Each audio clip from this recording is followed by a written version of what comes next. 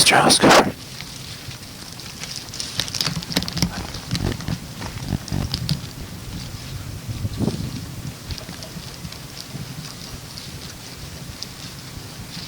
Take it away, House. Maybe our next pitch. Look at the faces you got eaten. It's really not that big, it's just well exposed. Yeah. Which I think is good. We'll let you start in one minute.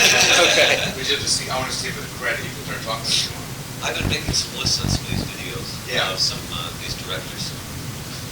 We're looking for a director right now for the new video. Really? Just trying to get. Spielberg wasn't available. Yeah, get this Spielberg. He wanted to do it. I think you'll find this interesting. I think I told you about this. We did like a top 10s, like we had all our writers vote like for all these categories. You did really well. Oh, really? And you got like number 2 live performers and like number 3 front band and stuff. Did I beat Jethro Tull? Oh. Did you watch the thing last night? Yeah. Or International Awards? How did you like doing that? It was fun. Those things are fun because you get to see, people you haven't seen. I haven't seen David or Keith in years, so it was really great to see everybody. Like Clapton, I've seen Clapton for 6-7 years. You like hosting stuff? It's fun because you're in and out. Because I remember I saw you on that other one too. I think it was the American Legion. No, it was the Grammys, yeah. I get it. One of the Grammys where I had to announce, also had to announce Jethro Tull. I know you looked really surprised. I was going to leave it, and I went, because my wife was there, and they had all these, Jane's Addiction, and Iggy, and everybody like this, and I was Jethro Tull.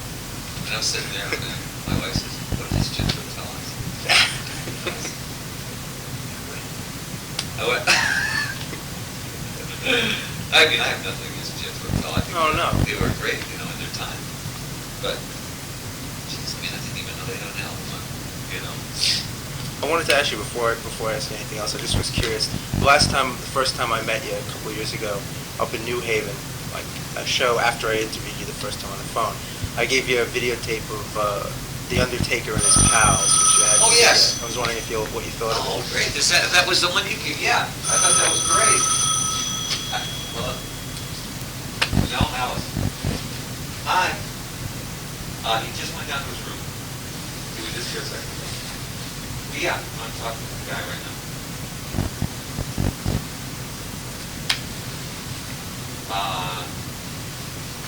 No, the one who put on. Yeah. Okay. Yeah, in fact, I think I've seen that video before under another name. Really? Yeah. But I did have it, and I watched it on the bus. Any video that we get that's a new video is like, a godsend for us. It must be really hard for you to find one you haven't seen now. It is. It's like you really have to search. Do you think you might be in, I really liked you in, what do you call it? What was the Prince of Darkness? Yeah. Do you think you might do any other, film appearances or scores or anything? Well, I like doing those things, as long as they're just those short ones, because the fact is you want to sign on to a movie, I get like 4 or 5 scripts a week. You're kidding? No, I get like an amazing amount of scripts a week, and they're all these, mostly horror films, that people are going to make, possibly, things like that. And if you say you're going to do it, it's 3-4 months. Yeah, that's 3-4 months. It's one of these things where like working the album now and the tour and the video and everything is like all encompassing. So I just don't have the time to do it. Tell me about, I saw the last tour and I was really blown away. What are you planning for this one? Is it going to be different? Well, it's going to have to be different because I don't want to repeat, I know we're going to have to do, we always do 50% of the old stuff and 50% of the new stuff. I think that's a good formula. Yeah, I'm real happy to do this new album, because this stuff in the new album is really going to be, fun to do. And the new album is more based on sex than blood, which I'm real happy with. Because we did 2 tours of the blood thing. And I think if we did it again, what would we turn into? We'd turn into Slayer or something. Yeah. And I think that's one-dimensional. I think people know that I do that. Now let's give them something else. 1990s, let's give them a how dangerous sex could be. Sex could be, I mean, totally ecstasy, and it could be, now, it could be deadly. But you've always been topical. Yeah, this is very topical. I mean, it's like, it goes the whole spectrum of the sexual thing. Alice is in like 10 different sexual situations. Was this something you had like planned out, that you wanted to do before you actually wrote the songs, or did you have kind of an idea? I wanted to do something that got away from too much of the blood thing, But I didn't want to give up the Alice, the Alice thing at all. I mean, I think Alice has as much to do with sex as it does with violence. I think the two go together. Of course. But I think in this one, I just, like we took Alice through hell. We took Alice through the nightmare. Now we're taking Alice through a whole sexual situation. It's funny now because now, in the 90s, sex is a life-threatening situation. It didn't used to be. So we have to now cope with the 90s. All the rules are different. Everything is different now. It's like we're not in the 70s. We're not in those rules. Human beings have got to like adapt to their. You don't swim in the East River. You used to be able to swim in the East River, but now you can't. You used to be able to have sex with everybody. Now you can't because it's deadly. So it's like there's some certain. We hit on that a little bit. We hit on fantasy sex. On a song like Poison, and Bed of Nails and things like that. Of course, Bed of Nails is like a real satire on SNL. And Spark in the Dark has got, I think, probably the most exciting sexual thing in my life was 16 in the back of a car. I mean, that was always everybody's favorite or most memorable sexual situation. And I just think, I think we got to have Alice's points of view now on what's going on sexually. I think it's an interesting thing that you chose to do that, because that's always been hinted at in the Alice character before. Yeah. You'd have a song here or there on albums, and certainly live, you had like a certain sexuality to it, but I don't think you ever like really specifically. Yeah. Well, we never really took it and made it a point for the album. Like how you did, like you were saying with the horror, like that was always hinted on in old albums, but and then you made like certain albums that just really focused on that. So it's really good that you. So this album is like focusing on on that, and it was great because for once I got to I really wasn't tied to a band. Kid, of course, is doing his own albums and everything now. Kane's doing his own album. Ken Berry. Paul Horowitz, everybody in the band. The Alice graduates, right? Yeah, the Alice graduates have all done very well. I'm happy for them, So now it's time to bring in all the whole new guys. So I'm putting together new guys right now. Oh, that's good. Yeah, all new band. We go out on tour in September. Excellent. What about the record sound? Like, it seems to have a conscious, different sound than the last two, besides different subject matter. Is that something you really tried to get? It has a lot to do with the playing. It has a lot to do with also the writing. I wrote with Desmond Child this time, so Kane. Right. And I used a lot of different musicians. I used New York musicians this time. All New York musicians. And it was, that's a different sound from LA musicians. Oh, yeah. It's a little, I think it's, I can't say exactly what the difference is. I think it's more in the groove than LA. LA's a little looser, and LA's a little more metal. I think that the guys that he was using in LA, Kane especially, was a lot more metal playing guitars. This album, we used such a spectrum of guitarists on it. Richie Sambora, Joe Perry, right. Steve Lukather, Kane. Really? I didn't know he was on it. Yeah, Lucas is on it, Kane Roberts is on it, John McCurry, Guy Van Dude. There's so many guys on it. Do you find it fun to work with a lot of people? Oh yeah, especially on the right song. You pick the right guy for the right song. So I mean, like on a song like "Hell Is Living Without You," which we wrote with John and Richie. I said you gotta play guitar on this because when we did the demo, we played such a perfect guitar solo on it. I said I want you to play exactly like the demo. And because what happens, you get this thing called demo love. Oh, you hear the yeah, demo, yeah. you really love the demo, and then you do it on a regular, in a big studio, and you try to recapture that. Same thing happened with Poison. We did such a great demo of Poison that it was almost impossible to get it on tape the same way we had on the demo. You know, I don't know what that is. It's a little trap that writers get into, is demo love thing. There's something else I noticed on the new album. Like you have a couple of ballads, which you haven't really had once in a while. I wanted to know like how it felt for you to like really sink your teeth into one. Like the one I was, I think, Only My Heart talking especially. Yeah. Like, I mean, you haven't done like a real, these big ballads in like, a while. Yeah. Did it feel good to Yeah, it really was, because it was the Something kind of like song that reminded me of Only Women Bleed.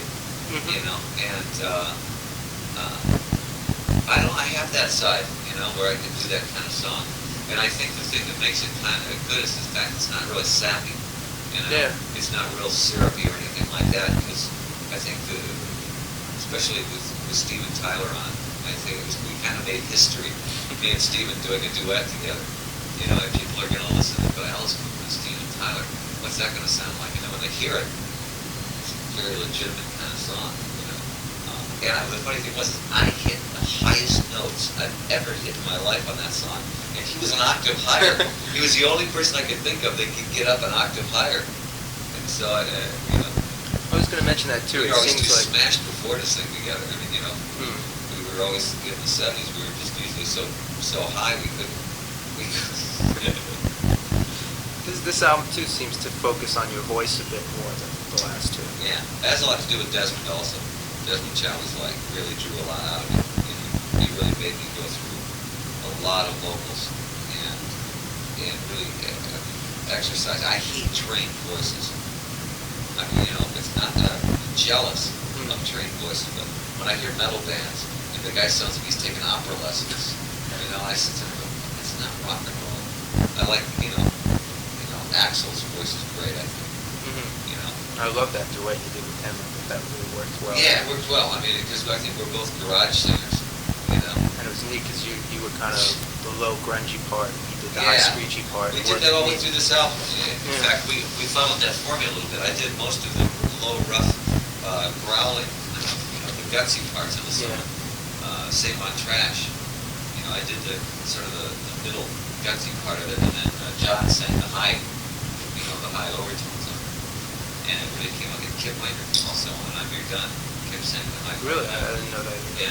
The cassette didn't come with a credit, so I was like listening to it, trying to figure out who was on what. Yeah. Who was on Well, it what. was, it was really fun because, like I said, anybody I really felt that belonged on the album, we gave a call to us to come on down and play. Everybody wanted to play on it, so it was great. It must have been a fun atmosphere in the studio. Well, it was. We did the bed tracks in like 4 days, Yeah, 4 or 5 days because everybody knew them so well. And then after that, it was just putting the icing on it. And, there was all these people that was coming into put the icing on the cake. The vocals were all done, so it was great. What song on the record do you like the best? Well, I got it. Do you have a It's really favorite? hard because they're all there. I love Bed of Nails, and I love Trash, and I love Only My Heart Talking, and Poison. It's going to be hard to pick which one is like. I think Poison's a single. That's going to be the first single. And I think, Yeah. wonder where you got that. How's your snake doing? The last time I talked to you, you just gotten a new one. Yeah, we still have it. We haven't.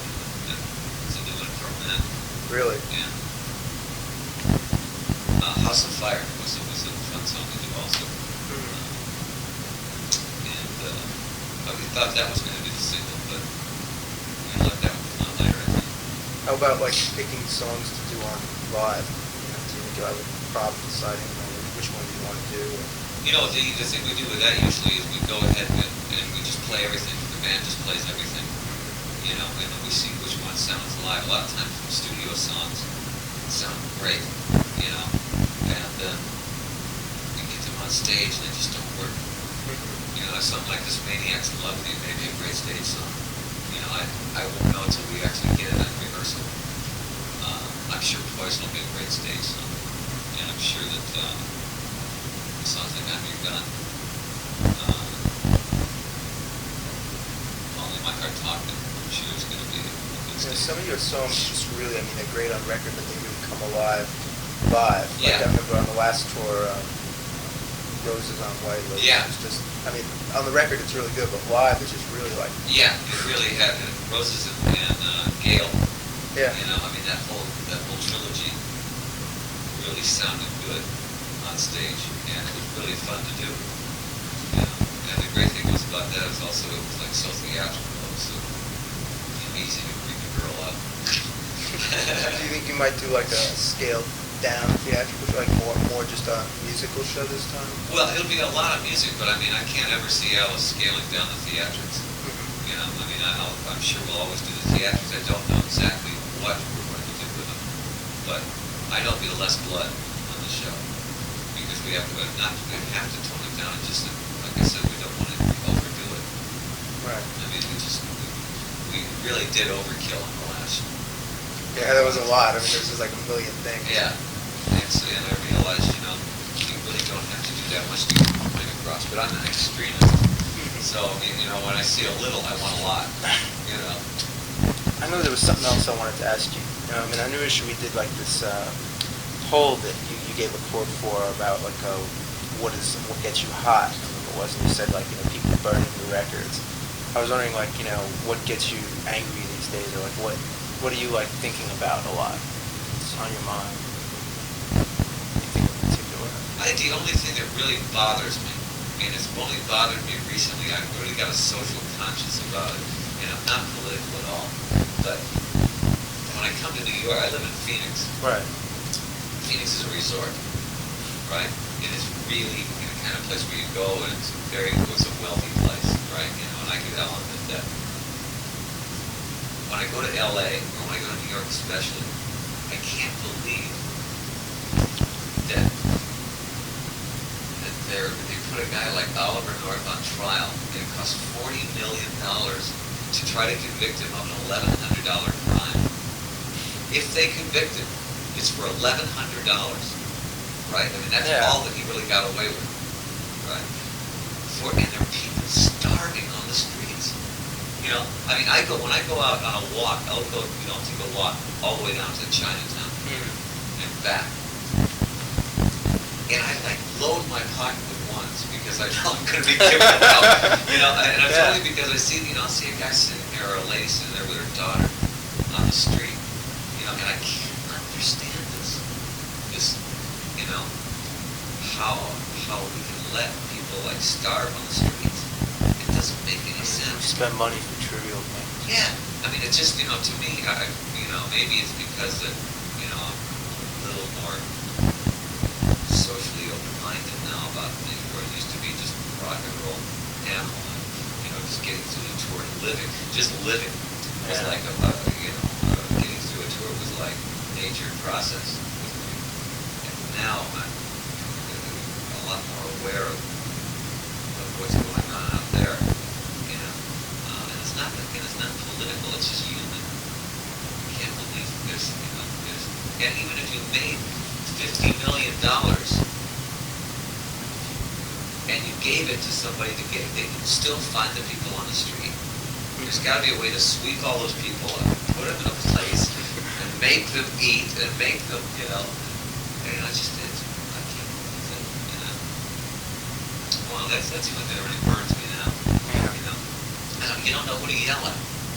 That's I know. stuff. Just you can't figure out who to yell at. You know, maybe those people want to be on the street. You know, but I don't think a lot of them want to be on the street. I think a lot of them are just there. True. So I mean, it's one of those things. Especially when you see, you know, the way that certain things are just thrown away. How are we doing? Great. Thank you. Thanks a Good lot. shirt. Oh, thanks. It's my wife's. She does all your shopping. Oh, before if you can, I promised her that I would ask you absolutely. if you could sign this album for her. Instead of having it, she would let me go this What's her morning. name? Roy. Spell Roy. I thought you said Roy. Roy? My wife. Oh yeah, my wife Roy.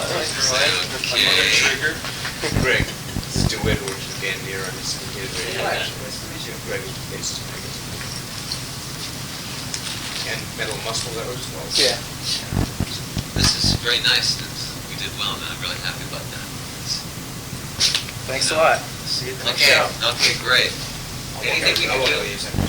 anytime you need to talk to us, just, just. No, we have pretty good, I try to fax his quotes and stuff, we don't do those. This is DeWitt from Dan DeWitt. Radio Syndicated. Hi, how are you? He's gonna talk to us about the radio. See you later. Okay, back in about 25. All right, great. Okay? Thanks a lot, Bill. You're welcome. Yeah. Looks great. That's okay. Sorry, man. No problem. Got a lot of stuff. Dogs and dogs. That was just time to wait. Here's 20 minutes, like, somebody else like this. Here's the waste, and here's my hero, most of this, he's talking about. True. And he appreciates an interviewer, who has specific questions, who doesn't mess around either.